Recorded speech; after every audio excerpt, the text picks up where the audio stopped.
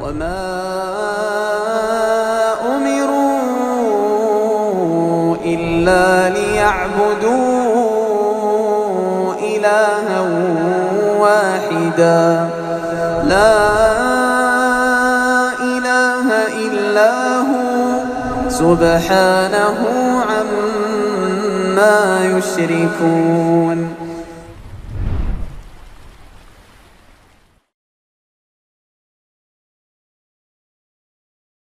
لا تشبع ومن دعاء لا يسمع اللهم إنا نعوذ بك من هؤلاء الأربع. Insyaallah kita akan melanjutkan pengkajian kitab Fiqh al-Asma' al-Husna karya Syekh Abdul Razzaq Al-Badr hafizahullah taala. Melanjutkan di halaman 23 dari pendahuluan di kitab ini tentang kedudukan ilmu tentang asma Allah taala dan sifatnya. Di pekan lalu terakhir kita bahas tentang dua macam tauhid yang di pembagian ulama lain 3 macam dan esensinya sama. Kemudian kita juga membahas 2 ayat di surat At-Talaq 12 dan Adz-Dzariyat 56. Yaitu tentang penciptaan langit dan bumi, yaitu tauhid rububiyah dan tauhid al-asma wa sifat. Kemudian dalil yang kedua tentang tauhid al-ibadah atau tauhid uluhiyah atau disebut di sini tauhid al-iradah dan at-talab, yang mana diciptakannya jin dan manusia itu tujuannya supaya beribadah kepada Allah Azza wa Jalla. Jadi semua jin dan manusia diciptakan untuk menghambakan diri pada Allah Ta'ala. Itu tujuan, itu goalnya seperti itu. Namun apakah semuanya sesuai dengan keinginan Allah? Secara syar'iyah tidak semuanya sesuai dengan keinginan Allah Ta'ala. Malah justru kebanyakan dari jin dan kebanyakan dari manusia kufur pada Allah Azza wa Jalla. Namun ketidaksesuaian dengan kehendak syar'iyah Allah Ta'ala ini sesuai dengan kehendak kauniyah Allah Ta'ala yang melazimkan adanya hikmah dan kebijaksanaan dengan adanya hari kebangkitan, balasan, baik balasan terhadap perbuatan baik atau balasan terhadap perbuatan buruk. Kemudian ada surga dan neraka. Dan sebagian dari calon penghuni surga ada yang Allah Ta'ala jadikan penghuni neraka sementara. Dan semua ini kebijaksanaan Allah Subhanahu wa Ta'ala. Dan didahulukan di surah Adz-Dzariyat, "Wa ma khalaqtul jinna wal insa illa liya'budun." Didahulukan lafal al-jin sebelum al-ins. Sebagian ulama mengatakan bahwa ini disebabkan penciptaan jin terlebih dahulu secara asal dibandingkan penciptaan manusia yang setelahnya. Terutama iblis itu lebih dahulu eksis dibandingkan bapaknya manusia, yaitu Nabi Adam alaihissalam. Taib illa liya'buduni, yaitu agar mereka menyembahku, yaitu bertauhid hanya pada Allah Azza wa Jalla. Maka dikatakan oleh Syekh Abdul Razzaq rahimahullah, yang pertama Allah menciptakan agar kalian mengenal Allah, dan yang kedua Allah menciptakan agar kalian beribadah kepada Allah. Jadi tujuan penciptaan pada endingnya dan goal achievement yang akhir adalah ibadah kita ini tujuannya. Namun sebelum ibadah itu kita harus mengenal Allah terlebih dahulu. Karena bagaimana mungkin seseorang menyembah, menghambakan diri, menundukkan diri, menghinakan diri di hadapan pihak yang dia sendiri tidak kenal. Itu sesuatu yang mustahil. Sesuatu yang enggak mungkin terwujud, penghinaan diri di hadapannya. Harus mengenal siapa Allah. Semakin dia mengenal, maka semakin dia mengerti ketinggian Allah Azza wa Jalla, kemahatinggian Allah Azza wa Jalla, dan semakin mengerti kadar diri yang semakin rendah terasa. Oleh karena itu, tauhid itu ilmu dan amal. Dia bukan hanya sekedar yang penting beramal doang, melainkan ada pondasi sebelum beramal, yaitu ilmu. Yaitu ilmu. Seseorang ketika dia beramal dan tidak diasaskan dengan ilmu, maka amalnya itu bisa sia-sia dan bisa menjadi balak buat dia sendiri dan tidak diterima oleh Allah Subhanahu wa Ta'ala, karena potensi tidak sahnya amal itu sangat kuat. Ketidaktahuan tentang apa yang harus dilakukan Itu melazimkan dia tidak melakukan hal yang mesti dilakukan. Orang kalau misalnya sholat, tapi dia nggak paham syarat sah sholat, rukun sholat, apa yang wajib dalam sholat, apa yang disunahkan dalam sholat, maka akan tampak sholatnya itu tidak tertib, tidak benar, bahkan tidak sah bisa-bisa. Banyak sekali ayat Al-Quran yang menyebutkan tentang perintah untuk mempelajari ilmu yang mulia ini dan untuk memperhatikan pokok yang agung ini. Maka Syekh Abdul Razak rahimahullah, beliau menyebutkan sekitar 10 ayat yang semuanya adalah seruan. Semuanya adalah seruan dengan fi'il amr, kata perintah. Wa'lam atau wa'lamu, fa'lam, itu seperti itu. Perintah yaitu ilmuilah, ketahuilah. Ini perintah yang menunjukkan ini kewajiban. Ini menunjukkan kewajiban. Misalnya diawali yang pertama surat Al-Baqarah 231. Wa'lamu annallaha bikulli syai'in alim. Wa'lamu annallaha bikulli syai'in alim. Ketahuilah oleh kalian bahwasanya Allah Ta'ala Maha mengetahui segala sesuatu. Wa'lamu, wahai manusia, wahai jin, i'lamu, ilmuilah bahwasanya Allah Ta'ala mengilmui segala sesuatu.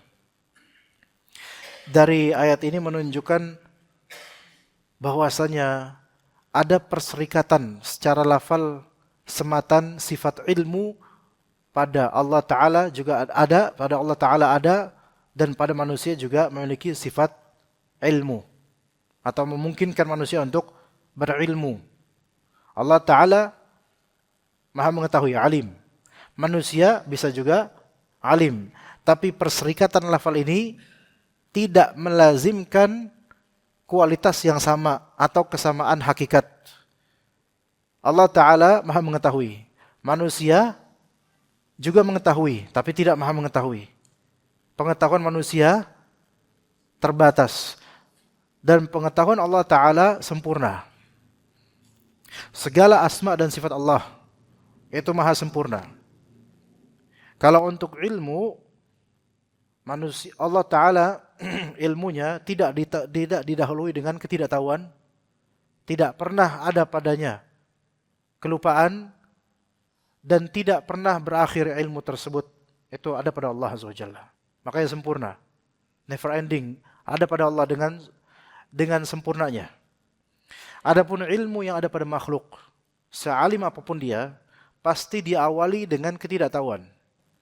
Dan memungkinkan, sangat mungkin terjadi padanya kelupaan atau kehilangan ilmu.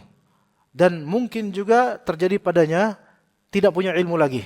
Misalnya majnun, gila, nggak waras, ya sampai matinya dia, itu mungkin.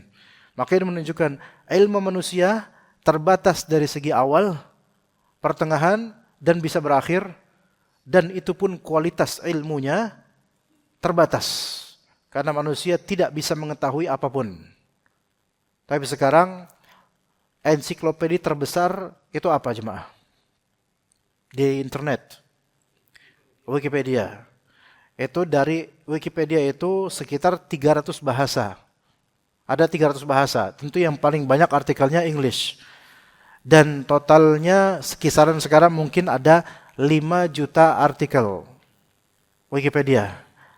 Oke, sekarang AI misalnya dengan model misal Gemini, Grok, ChatGPT dan seterusnya itu melampaui IQ intelligence kecerdasan manusia. Bisa 130 sekian, 100 dan seterusnya. Nah, ini mesin tetap. Wikipedia ada nggak kekurangannya? Pasti ada kekurangannya. AI pasti ada kekurangannya. Dan di antara kekurangan yang paling signifikan adalah kecerdasan atau banyaknya pengetahuan di Wikipedia, kecerdasan artificial intelligence itu semua tidak memiliki nuansa dan juga perasaan dan penghambaan. Tidak ada seperti itu. Ya. Berarti ilmu syar'i yang dimiliki manusia ini atau bahkan ilmu duniawi yang tidak haram, ketika di situ ada nilai ibadah pada Allah Ta'ala, itu value yang tidak mungkin terdapat di internet.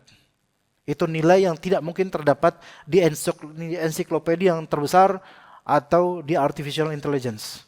Memang AI di beberapa platform misalnya kita mengizinkan AI untuk mempelajari cara berpikir kita, mempelajari tulisan kita, mempelajari kita tuh ngapain aja di AI itu. Ya, memang ada fitur seperti itu sehingga AI ini sering nyambung dengan logika kita. Itu mempelajari kita. Tapi tetap perasaan, nuansa hati itu nggak ada di AI. Iba, kasihan dan seterusnya nggak ada di AI. Udah ada beberapa kasus misalnya di UK atau di Amerika dari ChatGPT atau semisalnya merekomendasikan remaja yang sedang depresi, dibully sama teman-temannya untuk bunuh diri. Itu terjadi. Karena apa? Karena AI ini mengikuti bagaimana pola pikir si orang user ini yang menggunakan AI. Ya, maka di sini ilmu yang Allah Ta'ala berikan pada manusia. Allah perintahkan, wa'lamu, ilmuilah oleh kalian bahwasanya Allah Ta'ala maha mengetahui atas segala sesuatu. Kualitas ilmunya manusia itu ditambah dengan adanya nuansa penghambaan kepada Allah, maka ini yang Allah Ta'ala inginkan pada kita. Namun tetap ilmu kita terbatas, sangat limited. Annallaha bikulli syai'in alim. Kita diperintahkan buat berilmu. Apa yang harus kita ilmui? Bahwasanya Allah Ta'ala mengetahui segala sesuatu. Bikulli syai'. Lafal kul dalam usul fiqih menunjukkan umum. Dan dikatakan oleh para ulama usul fiqih bahwasanya lafal kullu ini adalah sekuat-kuatnya lafal umum. Segala sesuatu Allah Ta'ala maha mengetahuinya. Kemudian di surat Al-Baqarah 2 ayat berikutnya 233, wa'lamu annallaha bima ta'maluna basir. Dan ilmuilah oleh kalian bahwasanya Allah Ta'ala maha melihat apa yang kalian kerjakan. Basir, ini maha melihat. Berarti Allah Ta'ala memiliki penglihatan yang tidak mungkin sama dengan penglihatan makhluk manapun, walaupun di jamak kualitasnya tidak mungkin sama. Allah Ta'ala basir, maha melihat apa yang kalian kerjakan. Kemudian di surat Al-Baqarah ayat 209, fa'lamu annallaha azizun hakim. Maka i'lamu lagi, ilmuilah oleh kalian wahai manusia bahwasanya Allah Ta'ala aziz hakim. Dua nama, aziz hakim. Aziz kalau bahasa kita diterjemahkan maha perkasa, memiliki izzah, memiliki power, superiority, tidak terkalahkan, tidak tertandingi, tidak tersandingkan pada siapapun. Aziz, memiliki izzah tersendiri. Hakim, memiliki kebijaksanaan. Hakim yaitu maha bijaksana. Harus diketahui jemaah sekalian bahwasanya penjamakan atau penggabungan dalam satu kalimat nama-nama Allah padanya, ada nama Allah lebih dari satu, maka semakin dijamak, semakin banyak nama Allah di situ, itu menunjukkan semakin bermakna, semakin besar, semakin tergabung maknanya.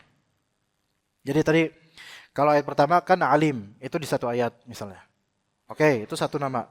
Basir di ayat berikutnya satu nama. Nah di sini azizun hakim, bahkan Allah azizun hakim. Annallaha azizun hakim. Bahkan 3 nama. Walaupun memang di sini lafal jalalah Allah Ta'ala itu maksudnya dia isim untuk inna, tapi aziz hakim digabungkan antara nama aziz dan juga hakim. Aziz maha perkasa, hakim maha bijaksana. Ada enggak orang yang dia memiliki sifat keperkasaan? Ada. Memiliki sifat bijaksana? Ada. Taib. Tapi jarang orang yang bisa menggabungkan kedua itu. Dan Allah Ta'ala dengan segala nama dan sifatnya sesuai. Manusia misalnya, aziz itu kan berarti dia punya power, punya kuasa, punya power, nggak bisa ditandingi, nggak ada yang bersanding dengannya, beda sendiri gitu. Itu aziz. Hakim bijaksana. Manusia kerap kali ketika memiliki sifat izzah, dia kesulitan untuk bijaksana. Malah lebih condong berbuat zalim karena hawa nafsunya yang main. Sebaliknya, banyak orang-orang yang mereka bijaksana, tapi justru nggak punya power. Sebagian orang bahkan semakin tertindas, semakin bijaksana. Dan semakin kuat, semakin zalim. Itu umumnya manusia, kecuali yang Allah Ta'ala rahmati. Ya, kecuali yang Allah Ta'ala rahmati. Itu terjadi dari histori, dari manapun. Dari awal manusia. Anaknya Nabi Adam alaihissalam. Yaitu dikatakan dalam riwayat Israiliyat namanya Qabil dan Habil. Yang disebutkan dalam surat Al-Maidah. Kalau di surat Al-Maidah disebutkan dua anak Adam. Tidak disebutkan namanya secara langsung. Tapi dalam beberapa riwayat Israiliyat disebutkan namanya Qabil dan Habil. Yang membunuh Habil Qabil. Itu ada sejarahnya kenapa bunuh itu disebutkan dalam beberapa riwayat. Tapi bukan riwayat dari Nabi SAW. Israiliyat ada di beberapa kitab. Al-Muhim di sini Qabil itu memiliki izzah dan gengsi yang lebih tinggi daripada Habil. Maka karena memiliki izzah, maka dia berbuat zalim kepada Habil sampai berhasil membunuh Habil. Gitu. Dan Habil memiliki hikmah, bijaksana. Maka ketika Qabil bilang la aqtulannak, aku akan membunuhmu, kata Qabil. Maka Habil pun mengeluarkan kalimat-kalimat bijaksana. Innama yataqabbalullahu minal muttaqin. Sesungguhnya Allah Ta'ala menerima apa-apa yang diberikan oleh orang-orang muttaqin. Ya, dan seterusnya dari kalimat-kalimat yang sebenarnya bijaksana. Namun kebijaksanaannya Habil ini tidak selaras dengan keperkasaan yang mungkin dia tidak seperkasa Qabil. Atau dia mengalah pada Qabil. Humble. Maka akhirnya terjadi. Jadi jarang manusia yang menjamak dua sifat ini. Tapi Allah Subhanahu Wa Ta'ala memiliki sifat keperkasaan yang sempurna dan kebijaksanaan yang sempurna dan tergabung pada satu ayat. Maka ini membuat kita semakin yakin akan makna ini. Begitu jemaah sekalian. Kemudian surat Al-Baqarah lagi. Ayat 244. Wa'lamu annallaha sami'un alim. Dan ilmuilah oleh kalian bahwasanya Allah Ta'ala sami'un alim. Dua nama lagi yang padanya ada dua sifat. Terkandung dua sifat. Sifat sama' dan sifat ilm. Mendengar dan mengetahui. Mendengar dan mengetahui. Dan itu dua sifat yang sempurna ada pada Allah Azza wa Jalla. Tidak sama dengan makhluk. Meskipun makhluk juga memiliki sifat mendengar dan mengilmui. Tapi sekadar terbatasnya sifat makhluk itu. Wa'alamu annallaha sami'un alim. Ketika kita membaca ayat-ayat seperti ini jemaah. Dan akan ada nanti berikutnya nih ayat-ayat yang menjamak dua nama Allah Ta'ala. Sami' alim, Sami' basir, dan tadi Aziz Hakim. Maka next time ketika antum membaca Al-Quran dan melihat di tepian akhir ayat, itu dua nama Allah Ta'ala bersanding di situ. Agar kita tadabbur. Semakin betul-betul ini dua nama yang bersanding, semakin magnificent. Semakin powerful, semakin besar maknanya dan kandungannya. Dibandingkan ketika satu nama doang. Dan semuanya adalah nama-nama Allah Ta'ala. Maka tadabburnya semakin kuat ketika itu. Sami'un alim, maha mendengar lagi maha mengetahui. Manusia umumnya betul mendengar ya, dan juga dia bisa tahu. Tapi coba kita perhatikan baik-baik. Apakah segala yang kita dengar langsung menjadi pengetahuan kita? Enggak. Enggak. Bahkan umumnya yang kita dengar itu tidak menjadi pengetahuan kita. Enggak kesimpan di hati. Kadang menjadi ampas pendengaran saja. Iya. Bahkan kalau misalnya segala yang kita dengar kemudian kita ucapkan, itu yang kata Nabi SAW, kafa bil mar'i kadziban an yuhadditsa bikulli ma sami'. Cukuplah seseorang disebut berdusta kalau dia tuh menceritakan apa segala yang dia dengar. Jadi manusia itu mendengar, oke. Imma memang dia punya filtering sehingga tidak semua jadi ilmu yang disimpan. Imma dia punya kelalaian atau tidak konsentrasi sehingga persenan yang masuk ke hatinya itu hanya sekian. Bahkan imma dia nggak paham apa-apa dari apa yang dia dengar. Dia nggak paham apa-apa yang dia dengar, nggak paham. Bisa aja seperti itu. Itu manusia. Selalu begitu, pasti ada kekurangan. Pendengarnya itu tidak melazimkan dia tuh langsung tahu. Entah itu berita, entah itu belajar bahasa, dan seterusnya. Sekarang kita misalnya mendengar imam membaca Al-Quran. Ayat ini, ayat itu, surat ini, surat itu. Apakah semua yang antum dengar, antum paham? Enggak. Dan apakah semua yang diajarkan pada antum, kemudian antum bisa mempresentasikan berikutnya? Enggak bisa. Jauh bahkan, enggak bisa, enggak mungkin. Itu menunjukkan bahwasanya pendengaran kita berfungsi, namun konsekuensinya tidak sempurna. Bisa jadi tidak sampai ilmu kita apa yang kita dengar. Example misalnya, ana berbicara kepada antum dengan bahasa Arab. Misalnya atakallam bil Arabiyyah wa ana ashrah hadha ad-dars bil Arabiyyah. Hal antum fahimtum la? Satafhamun am la? Antum aja ngejawab aja enggak? Menunjukkan apa? Antum enggak paham. Atau ana pakai bahasa Inggris misalnya. I will say anything in here in English. I don't care whether you understand or not. Paham gak orang ini? Agak paham. Ya, oke, agak paham. Tapi mau jawab juga takut salah. Nah, oke. Tetap kan di sini menunjukkan apa yang kita dengar kebanyakan malah kita belum tentu paham. Atau kalau paham, kebanyakannya tidak menjadi tabungan ilmu di hati. Sampai sebagian ulama mengatakan, al-ilmu al-ilmu in a'taita kullah Ana lupa kalimat dari sebagian ulama. Al-ilmu in a'taita waqtaka kullah a'taka nisfah. Atau kalimat semisal. Ilmu itu jika engkau mengerahkan waktumu seluruhnya, ilmu itu hanya membagimu setengahnya saja. Dan jika engkau mengerahkan waktu separuh saja, maka ilmu hanya memberimu seperempat misalnya. Artinya, tidak semua yang kita dengar langsung kita ilmui. Baik. Maka Allah Subhanahu wa taala mendengar segala sesuatu dan mengilmui segala yang Allah Ta'ala dengar. Itu sempurnanya Allah Subhanahu wa taala. Kemudian di surat Al-Baqarah ayat 267, wa'lamu annallaha ghaniyyun hamid. Dan ilmuilah oleh kalian bahwasanya Allah Ta'ala Ghani Hamid. Dua nama lagi bersanding di sini yang mengindikasikan pastinya dua sifat mulia Allah Ta'ala. Ghani atau ghina, maha kaya. Kemahakayaan Allah dan juga Hamid, yaitu maha terpujinya Allah Ta'ala. Maha kaya dan maha terpuji. Oke. Manusia ada yang kaya? Banyak. Manusia ada yang akhlak terpuji? Ada, banyak insyaAllah.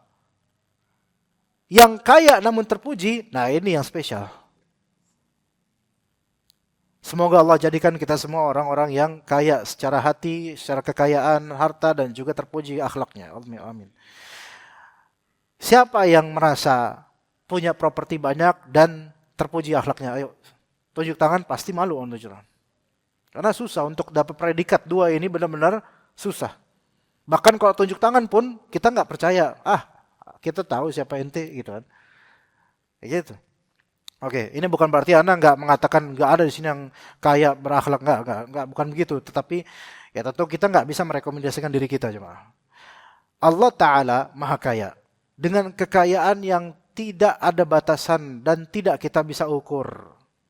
Allah Ta'ala maha terpuji dengan segala. Satu, namanya semuanya terpuji. Dua, sifatnya semua terpuji. Tiga, perbuatan Allah semuanya terpuji. Empat, takdir Allah semuanya terpuji, walaupun takdir buruk. Takdir Allah semuanya terpuji, walaupun itu takdir buruk secara nisbi untuk beberapa sisi. Tapi di balik itu ada kebaikan, yaitu hikmah di baliknya. Takdir buruk itu buruk di beberapa sisi saja. Tapi di balik itu ada hikmah sehingga tetap Allah Ta'ala terpuji dengan memberikan takdir buruk. Jadi dari empat hal Allah Ta'ala terpuji. Nama Allah semuanya terpuji. Sifat Allah semuanya terpuji. Perbuatan Allah semuanya terpuji. Takdir Allah semuanya terpuji. Baik itu takdir baik maupun bahkan takdir buruk. Karena takdir buruk itu, nilai buruknya itu di beberapa sisi saja. Dan di balik itu ada hikmah yang lebih afdol daripada keburukan itu. Allah Ta'ala menciptakan iblis. Iblis tercela, karena ini iblis diadakan nih, tercela. Tapi perbuatan Allah atau takdir Allah menciptakan iblis, apakah itu tercela? Enggak. Karena eksistensi keburukan membuat kita tahu mana yang buruk, mana yang baik. Eksistensi hitam membuat kita tahu mana yang hitam, mana yang putih. Seandainya semua itu flat, maka kita nggak tahu ada yang noda. Seandainya semua kita bersih, nggak punya dosa, ya kita nggak tahu mana itu baik, mana itu buruk. Maka semua ada hikmah dan kebijaksanaan Allah Ta'ala. Inilah ghaniyun hamid. Oke, manusia ada yang kaya, ada yang terpuji. Yang kaya lagi terpuji, jarang. Ya ada insya Allah, di antaranya mungkin sebagian jemaah di sini, tapi ya itu spesial. Dan itu pun kekayaannya terbatas dan keterpujiannya terbatas. Tetap ada aib. Kadang punya hutang, kadang ada masalah, bisa aja zalim, atau mungkin pernah melakukan suatu kesalahan dalam transaksi dari kekayaannya, gitu bisa. Maka tetap kekayaan manusia didahului dengan ketidakpunyaan. Gak ada manusia dari awal kaya, gak ada. Born rich, wah Masya Allah, terlahir udah kaya. Ya itu pun, kalaupun dia kaya misalnya, udah dapat duit dari orang tua yang punya, baru 2 tahun udah punya rekening anak misalnya, udah punya miliaran misalnya. Apakah itu kepemilikan secara sempurna? Tidak, dalam fikih, anak kecil tidak memiliki secara sempurna, melainkan diasuh atau dipegang oleh wali atau orang tuanya. Kemudian di tengah perjalanan kekayaannya, mungkin nggak terjadi penilepan, kehilangan, mungkin banget. Dan endingnya pun fakir-fakir juga. Karena akan mati dan kemudian kekayaannya akan jadi harta warisan. Tetap dia nggak bakal punya apa-apa. Kembali back to basic, yaitu nggak punya apa-apa dan kali ini punya amal. Jadi kekayaan terbatas manusia itu. Keterpujiannya dari segi akhlak juga terbatas. Nama manusia misalnya. Ada nggak di sini dimakan jelek sama orang tuanya? Nggak ada insya Allah. Namanya bagus. Apakah itu memastikan orang yang bagus? Enggak. Namanya Hasan, artinya apa? Bagus. Orang yang bagus enggak? Semoga. Tapi belum tentu. Belum tentu. Nama fulan namanya bagus, tapi akhlaknya buruk, bisa aja. Jadi nama manusia tidak melazimkan sesuai dengan namanya. Adapun nama Allah pasti sesuai dengan zatnya, sesuai dengan Allah Azza wa Jalla. Sifat manusia kalau terpuji tetap terbatas. Dan kadang ada kurangnya, bahkan kadang minus, karena iman naik dan turun. Kemudian juga misalnya perbuatan manusia tetap terbatas, kadang ada kurangnya, ada buruknya, dan seterusnya. Keputusan manusia seringkali salah berkeputusan, malah justru dia nyesal dengan keputusan itu, manusiawi. Maka Allah Ta'ala maha sempurna dengan kemahakayaannya dan kemaha terpujiannya. Kemudian di surat Al-Maidah ayat 98, "I'lamu annallaha syadidul iqabi wa annallaha ghafurur rahim."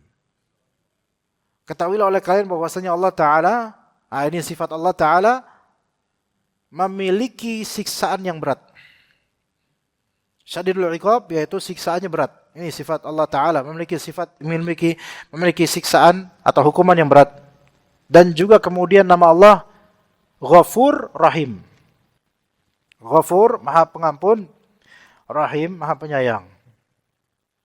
Tayyib, di sini. Ini ayat atau akhir ayat ini balancing antara tarhib dengan targhib.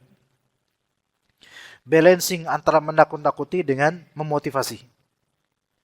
I'lamu, ketahuilah annallaha syadidul iqab, bahwasanya Allah Ta'ala maha keras adabnya, hukumannya.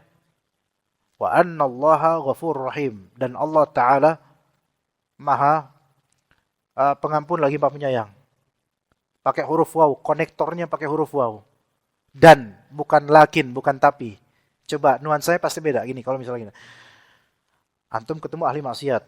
Antum bilang ke dia, wahai ahli maksiat, ini ada ayat. Ketahuilah bahwasanya Allah Ta'ala itu keras hukumannya. Tetapi Allah Ta'ala maha pengampun lagi maha penyayang. Kira-kira dia bakal terus maksiat gak? Karena ada tapi. konektor tapi ini orang lebih sering fokus di ketetapian setelahnya. Misalnya Nabi bilang ke antum, antum ganteng tapi pemalas. Pasti pemalesnya yang lebih kita fokuskan, ya. Beda kalau misalnya antum pemalas tapi ganteng, pasti ganteng yang kita fokuskan. Maka di sini konektornya nggak pakai walakin, tapi pakai wow, disandingkan supaya balance.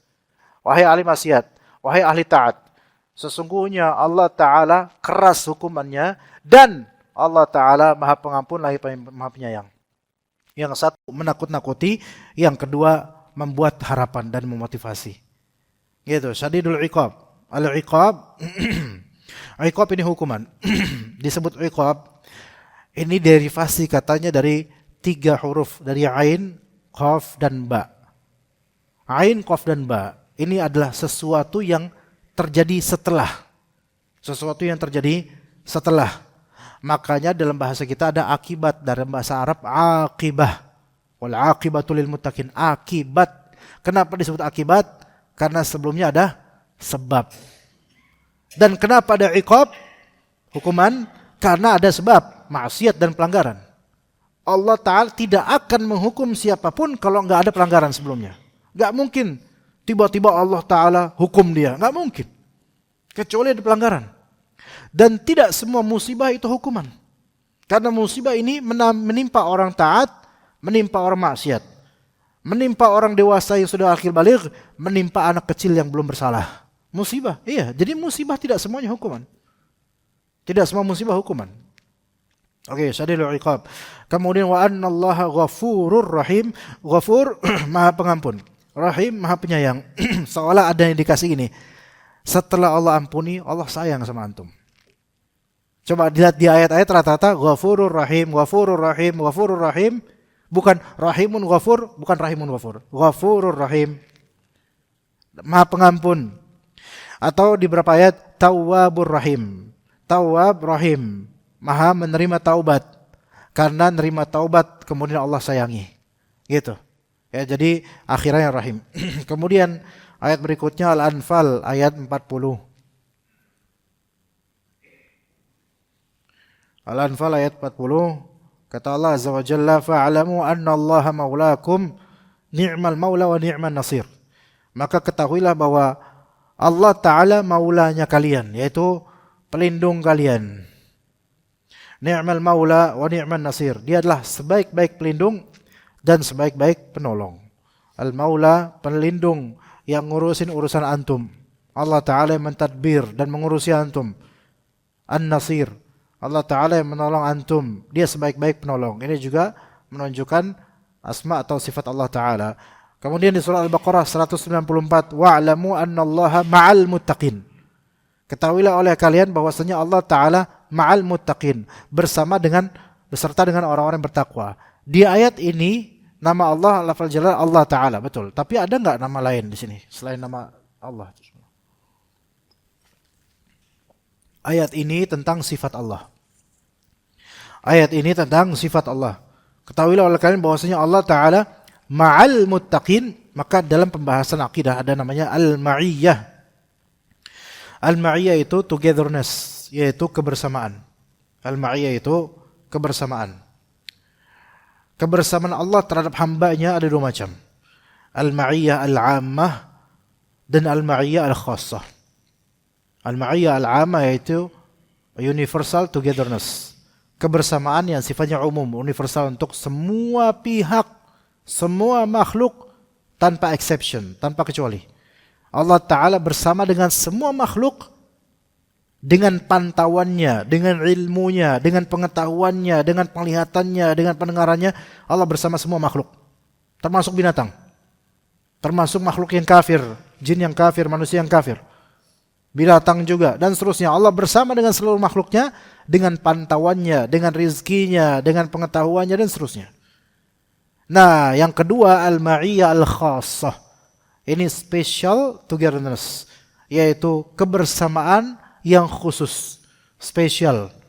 Dan ini hanya pada orang-orang yang beriman. Dengan kadar kebersamaan sesuai dengan kehendak Allah, kemudian sesuai dengan keimanan orang ini.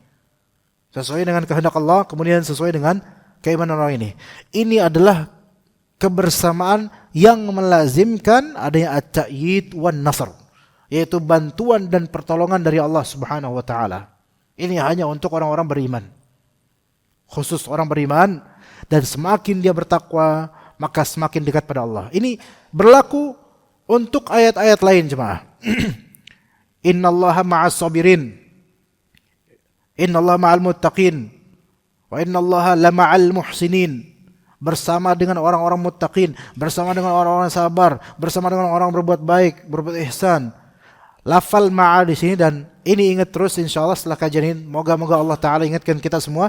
Kalau nanti baca ayat ma'al muttaqin, ma'al muhsinin, ma'as sabirin, ingat kajian ini. Ma'a di sini kebersamaan Allah Ta'ala yang sifatnya spesial, khusus, dan itu berkonsekuensi at-ta'yid wan nasr, pertolongan dan bantuan Allah Ta'ala.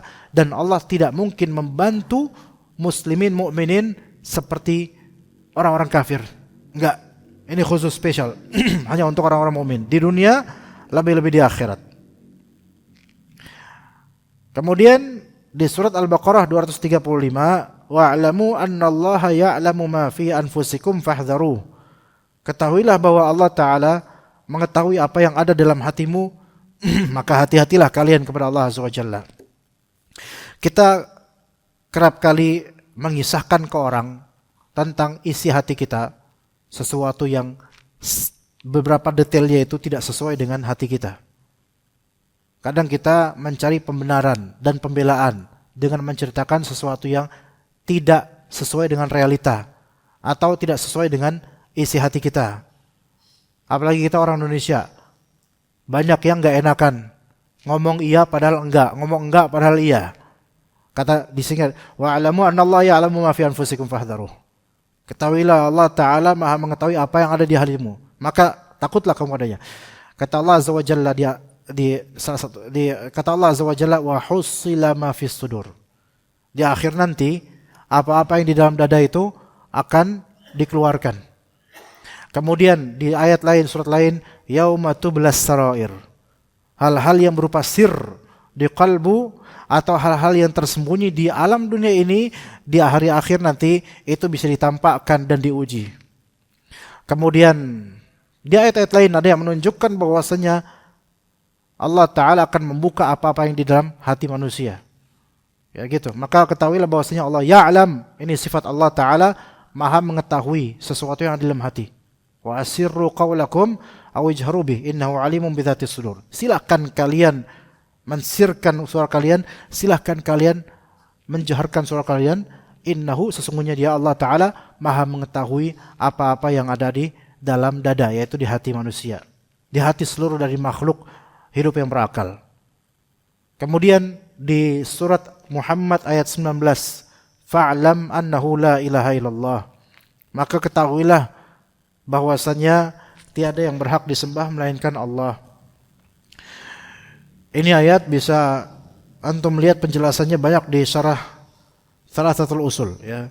Maka ketahuilah bahwasanya tiada berhak disembah melainkan Allah. Fa'lam, ilmuilah. Ilmuilah bahwasanya la ilaha illallah. Syuf di sini lihat, fa'lam annahu la ilaha illallah. Ayat ini kayak simpel gitu. Ketahuilah bahwasanya la ilaha illallah. Ketahuilah bahwasanya tiada berhak disembah selain Allah. Ya, kita udah tahu dari dulu. Tapi kenapa masih disuruh-suruh juga, dan harus selalu disuruh? Ilmuilah bahwasanya la ilaha illallah. Kita setiap hari bilang la ilaha illallah wa la syarika lahu lahul mulku wa lahul hamdu. Zikir pagi petang 100 habis sholat, apa la ilaha illallah, selalu tahlil. Tapi kenapa masih disuruh juga untuk fa'lam, ilmui terus? Karena la ilaha illallah itu bukan sebatas kalimat syahadat selesai, kemudian penggalian maknanya itu mencakup segala bab, baik bab akidah, bab fiqih, bab akhlak dan muamalah, semuanya.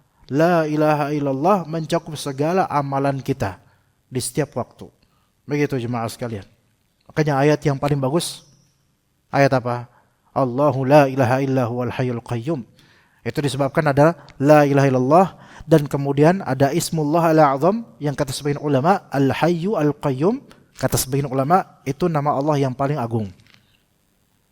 Makanya antum jangan tinggalkan doa Ya Hayyu ya Qayyum bi rahmatika astaghits aslih li sya'ni kullahu wa la takilni la nafsi tarfata ain. Itu doa yang membuat Allah Ta'ala mengatur hidup antum, mengatur daily life antum. Setiap second, setiap minute, setiap jam antum diatur oleh Allah Ta'ala hidupnya, disettlein oleh Allah Ta'ala. Jadi enak hidupnya. Jadi bahagia terus. Hujan kena hujan antum bahagia. Kekeringan antum bahagia. Sakit bahagia. Sehat apalagi. Beribadah bahagia. Masya Allah hidup enak jadinya kalau diatur oleh Allah Subhanahu Wa Ta'ala. Ini kapan azannya kira-kira? Hah? 4 menit? 3 atau 1? 2? Oke lah. Nanti insya Allah ada, kalau memang mau bertanya jawab setelah azan insya Allah. Kemudian kata Syekh Abdul Razak, ayat-ayat semisal ini kurang lebih berjumlah 30 ayat. Adapun apa yang disebutkan oleh Allah Ta'ala tentang nama dan sifatnya dalam Al-Quran, maka sangat banyak dan tidak bisa dibandingkan dengan yang lainnya, karena nama dan sifat Allah merupakan seagung-agungnya dan semulia-mulianya serta seutama-utamanya hal yang disebutkan dalam Al-Quran. Syuf lihat sini, nama dan sifat Allah itu sebaik-baik tema, sebaik-baik sebutan dalam Al-Quran. Ya gitu. Dan seringkali nama Allah Ta'ala itu di ending dari ayat. Kalau antum perhatikan sering banget itu.